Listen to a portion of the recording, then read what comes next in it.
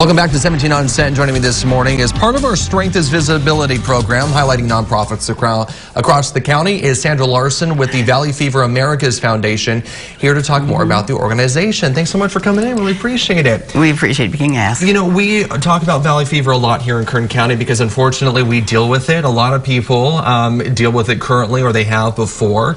And it's one of those things that doesn't get a lot of attention across the rest of the nation because it's so isolated here. Exactly. What is your why are you part of this nonprofit?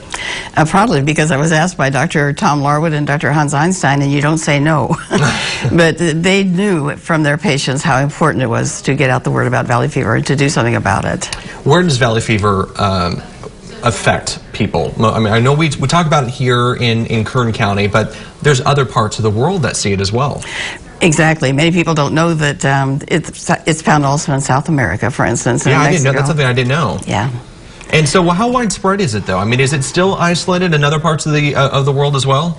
It's isolated to those areas where the fungus can actually grow in the ground and where it doesn't have to compete with too many other funguses. So California, Nevada, Arizona, New Mexico, Texas, they found it now in the soil growing in Washington State.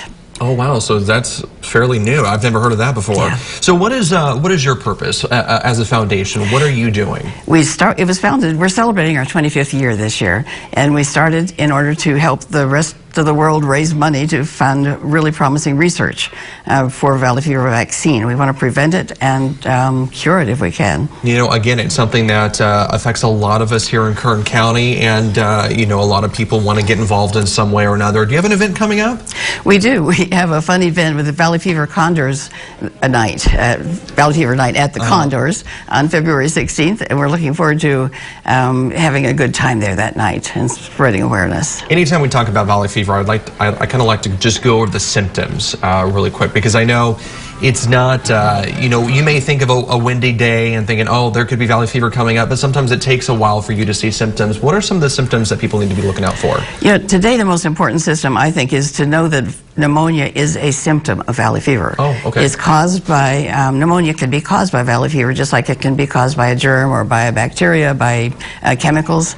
So if you have pneumonia in Kern County, your doctor should be asked to rule out Valley Fever. So make sure that you get the test, the Valley Fever test, exactly. especially if you have and pneumonia. If you have a big, heavy, strong fatigue that you can't get out of bed, not that you just don't want to this morning because it's early, but if you can't get out of bed, getting to the bathroom is tough, and you have the cough and you have pneumonia, think about Valley Fever. It's very important. It is very important. Thanks so much for coming in. Appreciate it.